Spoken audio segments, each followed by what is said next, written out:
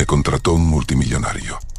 Un hombre de una riqueza tan obscena que podía permitirse caprichos que nations enteras no podrían costear.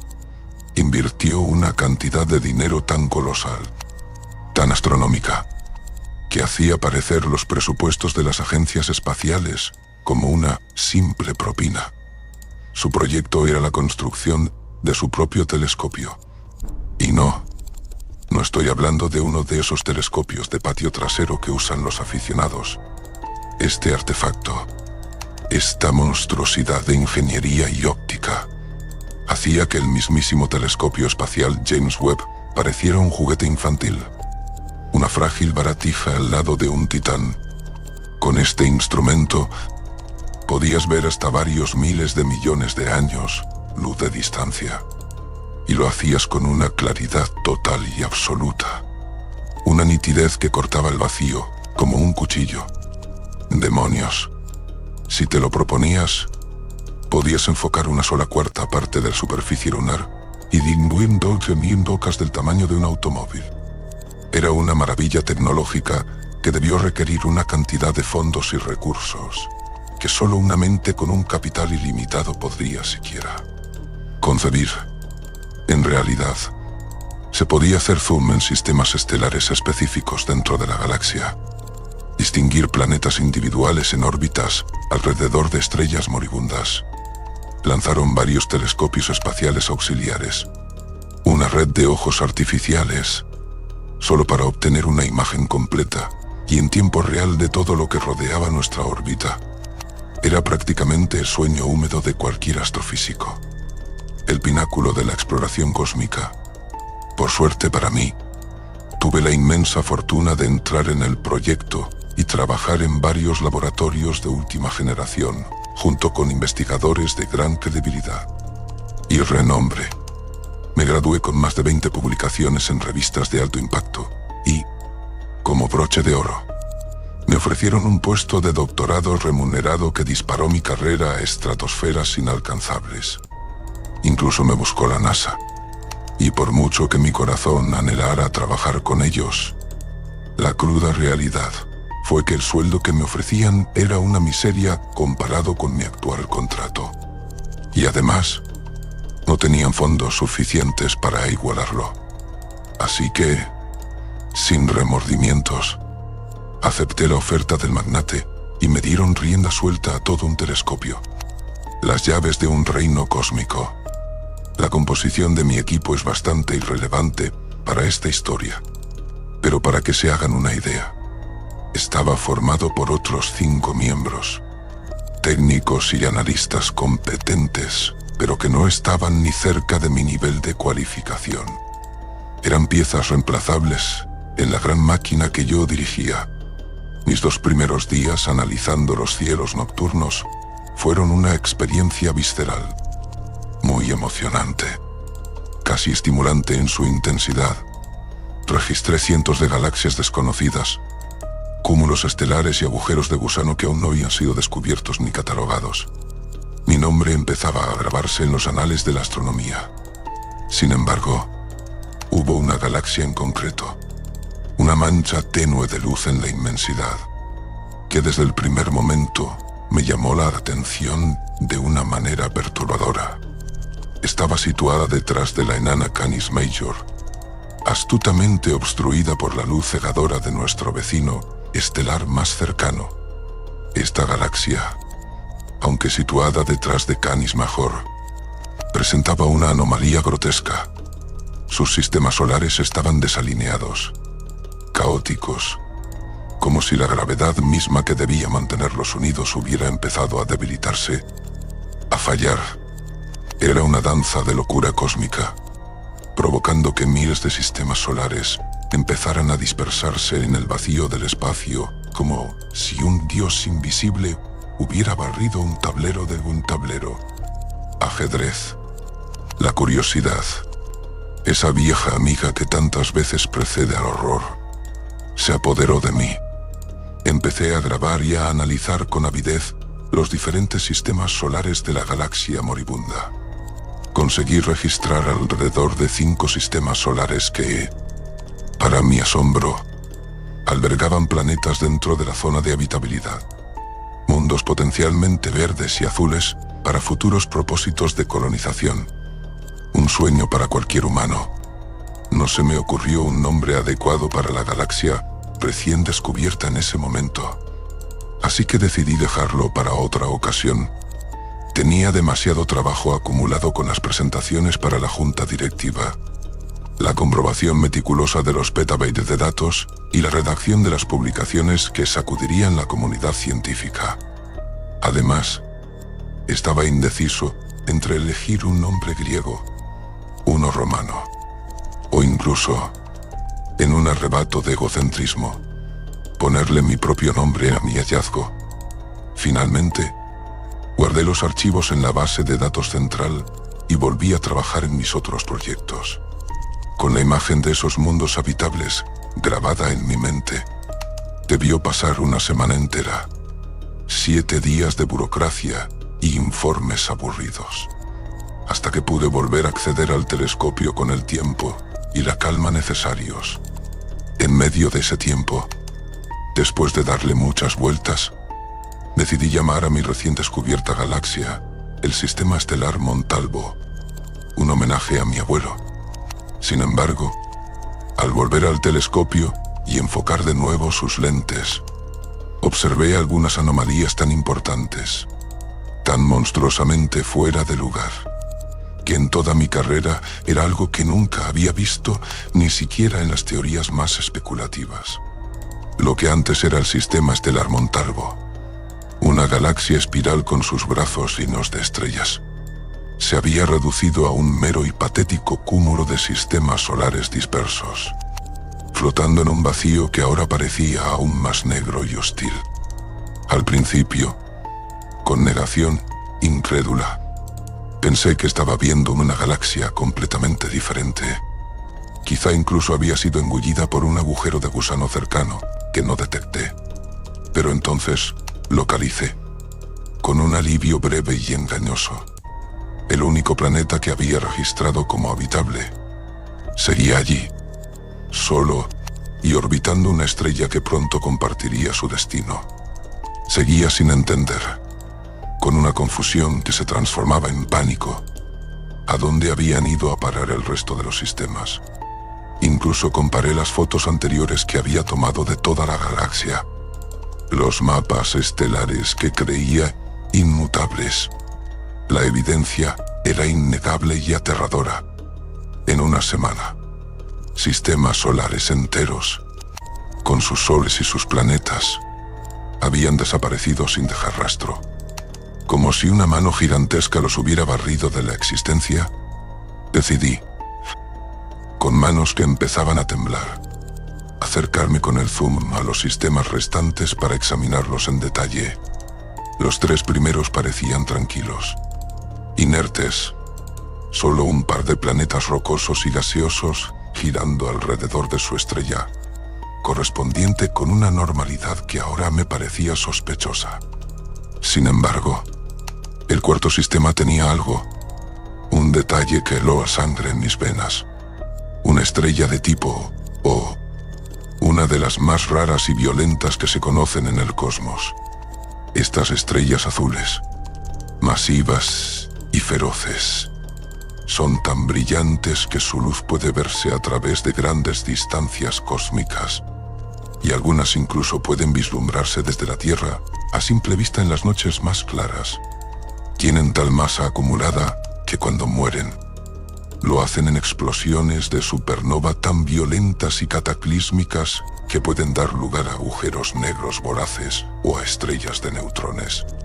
Increíblemente densas, la mayoría de las estrellas se desvanecen en el olvido con dignidad. Pero estas mueren con rabia.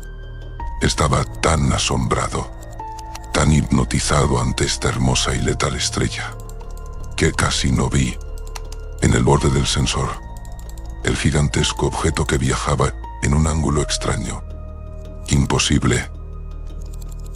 Parecía que iba en contra de la gravedad estándar del sistema estelar, desafiando las leyes de Kepler con un movimiento que era pura blasfemia física. Se dirigía, con una lentitud agonizante, hacia un planeta del tamaño de Júpiter. Era horrible. Era del tamaño de nuestro propio Sol. Al principio, con la mente aferrándose a explicaciones racionales, pensé que era una especie de planeta enano desalineado. Un mundo errante. Dado el extraño movimiento y la velocidad antinatural a la que giraba alrededor del planeta gigante, pero cuanto más lo observaba, con más detalle captaba el telescopio. Más orgánico, más vivo. Parecía. Su estructura no era rocosa ni gaseosa. Tenía una textura que sugería carne, una piel gruesa y pálida, iluminada tenuemente por la luz de la estrella azul. De su cuerpo central surgían grandes apéndices, lo que supongo que serían tentáculos, miembros monstruosos que se movían por todas partes, ondulando en el vacío con un propósito siniestro. Movía su cuerpo con un movimiento oscilante y fluido, como una ballena nadando en las profundidades de un océano estelar, pero a una escala que mi cerebro apenas podía procesar. Me quedé totalmente perplejo, paralizado ante las imágenes que estaba viendo, negándome a creer lo que mis ojos me mostraban. Que yo supiera, no existían organismos, ni siquiera en la teoría más alocada, que pudieran vivir indefinidamente en el vacío del espacio, soportando la radiación, el frío absoluto y la falta de atmósfera. Incluso los microscópicos tardígrados, los seres más resistentes que conocíamos, solo podían sobrevivir aproximadamente 10 días en el exterior antes de que la radiación cósmica los matara, desgarrando sus células. Lo que estaba viendo, esa bestia, no solo vivía allí, sino que prosperaba. Su mera existencia revolucionaría, o más bien, destruiría y reconstruiría por completo el campo de la biología. Mi nombre sería sinónimo no solo de exploración, sino del descubrimiento más aterrador de la historia. Organismos extraterrestres macroscópicos, depredadores interestelares. Acerqué el zoom al máximo, forzando los límites del telescopio. Para verlo más de cerca, pude ver con espantosa claridad cómo una sección de su cuerpo se abría, como una especie de aleta quitinosa que se desgarraba para revelar una abertura aún mayor. De allí empezó a liberar tentáculos más grandes, mucho más gruesos y largos de lo que inicialmente supuse que sería su boca. Eran limbos prensiles, cubiertos de lo que parecían ser ventosas del tamaño de cráteres, y cada una de ellas estaba bordada con púas retráctiles que brillaban con un fluido negruzco y corrosivo. Empezó a penetrar en el planeta gigante, no con un impacto, sino con una lenta y deliberada inserción, como un parásito hundiendo su probóscide en la carne de un huésped. Supongo que debió de empezar a absorber, a succionar, los nutrientes y los materiales fundidos del núcleo del planeta. No sé cómo funcionaba su sistema digestivo, pero debía de haber evolucionado para descomponer todos los elementos posibles, desde el hidrógeno hasta los metales pesados. Para mantenerse con vida, el proceso fue horriblemente lento, una tortura cósmica. Tardó unas horas, pero pronto, ante mis ojos incrédulos, el planeta gigante, un mundo que podría haber albergado lunas y anillos, quedó reducido a la nada, devorado desde dentro por el gigantesco Titán. Su esfera se desinfló, colapsó sobre sí misma, y luego no quedó más que un tenue disco de polvo y escombros, que la bestia también absorbió con sus tentáculos. En solo un par de días, con una eficiencia aterradora, el Titán devoró el resto del sistema solar, incluido el Sol, la feroz estrella azul. Su acto de devorar el Sol fue fascinante y repulsivo a partes iguales, debido de producir o almacenar en su cuerpo algún extraño componente líquido, una especie de bilis cósmica que utilizó para apagar las llamas de la ardiente estrella escupió un chorro negro y viscoso que se extendió sobre la superficie solar, sofocando las fusiones nucleares en una agonía silenciosa. Su cuerpo, sin duda, debía de haberse adaptado a las increíbles cantidades de radiación gamma y al calor de millones de grados, para poder soportar las temperaturas de cualquier estrella a tan escasa distancia. Era la criatura perfecta, un depredador evolucionado para cazar mundos. Cuando la estrella se apagó, convertida en una brasa fría y muerta, intenté localizar a la bestia de nuevo, pero la perdí en la oscuridad del vacío que ella misma había creado. Se había esfumado. En su lugar, reenfoqué el telescopio hacia el sistema solar más cercano, que en mis notas provisionales había considerado llamar Morana. El sistema solar, en una observación superficial, no me habría hecho pestañear. Parecía bastante ordinario. Una estrella de secuencia principal de tipo G, muy similar a nuestro Sol, con 5 planetas circulando a su alrededor en órbitas estables. No fue hasta que ajusté el espectrómetro y vi varias luces, pequeños puntos de un brillo artificial y ordenado, en la superficie del cuarto planeta, que mi corazón dio un vuelco y la atención se me clavó en la pantalla. Era el cuarto planeta alejado de su estrella, un mundo de tonos azules y verdes, que tenía varias luces dispuestas en un patrón de red similar al de la Tierra vista desde el espacio profundo. No podía ser. Mi mente se negaba a aceptarlo. Pero lo era. Este misterioso planeta tenía algo parecido a una civilización alienígena, y por la extensión y complejidad de las luces, muy avanzada. Me disponía a tomar algunas notas más, a calibrar los sensores para un análisis atmosférico, cuando noté algo muy peculiar. Un cambio repentino en el patrón de luces. Un bombardeo de pequeñas luces nuevas, miles de ellas, comenzó a salir de la superficie del planeta en una secuencia frenética, pero increíblemente organizada. Era como si, de repente, toda la fuerza militar del planeta se estuviera movilizando. Los puntos de luz, que desde mi ángulo parecían naves individuales, miles y miles de ellas, empezaron a formar una postura protectora, un escudo defensivo masivo alrededor de su planeta natal.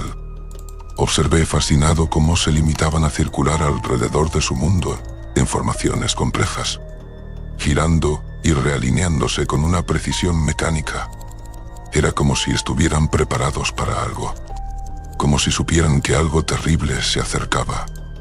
Esperé, conteniendo la respiración, durante un par de horas, con los ojos fijos en la pantalla. Fue entonces cuando, de repente, sin ninguna advertencia, un extraño portal se abrió en medio del sistema de Morana. Es difícil de describir con palabras humanas. No fue una explosión, ni un agujero negro. Entre el borde exterior del sistema solar de Morana y la órbita del quinto planeta, el espacio mismo se rasgó. Se abrió un vórtice que parecía la forma que toma el agua cuando se drena por un desagüe. Una espiral de pura distorsión gravitatoria, liberando pequeños trozos de lo que solo podría describir como energía de plasma puro. Relámpagos de colores que no pertenecían a ningún espectro conocido. Estoy bastante seguro de que una de las figuras que emergió de ese portal era la misma bestia que había devorado el sistema de Montalvo. Pero ahora, traía consigo a un titán más pequeño, de apenas la mitad de su tamaño. Supuse, con un horror que me recorrió la espina dorsal, que debía de ser su descendiente.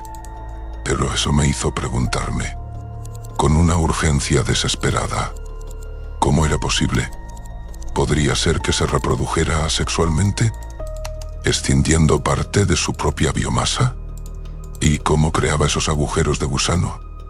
Esos portales que le permitían viajar instantáneamente entre sistemas estelares. Tenía tantas preguntas circulando por mi cerebro. Un torbellino de teorías e implicaciones aterradoras. Pero todas se vieron interrumpidas, brutalmente silenciadas, por los acontecimientos que empezaron a desarrollarse justo delante de mí. La bestia más pequeña, ágil y probablemente hambrienta, se dirigía a toda velocidad hacia el quinto planeta, un gigante gaseoso. Mientras tanto, la más grande, la matriarca, se dirigía con determinación glacial hacia el cuarto planeta. El mundo con la civilización, las naves alienígenas, esas miles de luces que formaban su flota, debieron de intentar disparar todas las armas que tenían. La pantalla se llenó de destellos de luz cegadores, de explosiones silenciosas que iluminaron la negrura alrededor de la gran bestia.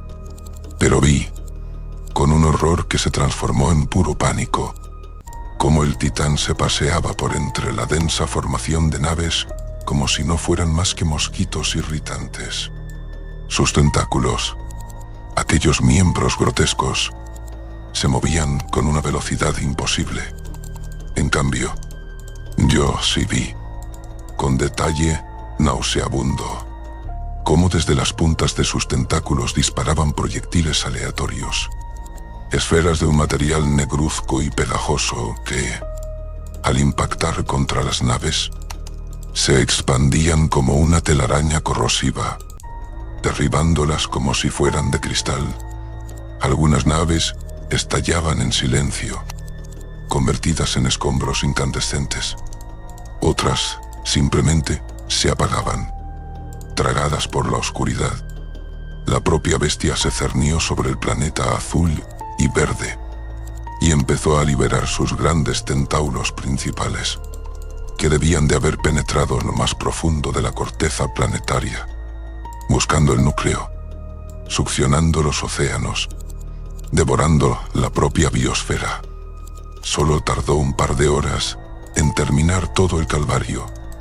El planeta, antes lleno de vida y luz, se oscureció, se arrugó como una fruta seca, y luego se desintegró en una nube de polvo cósmico.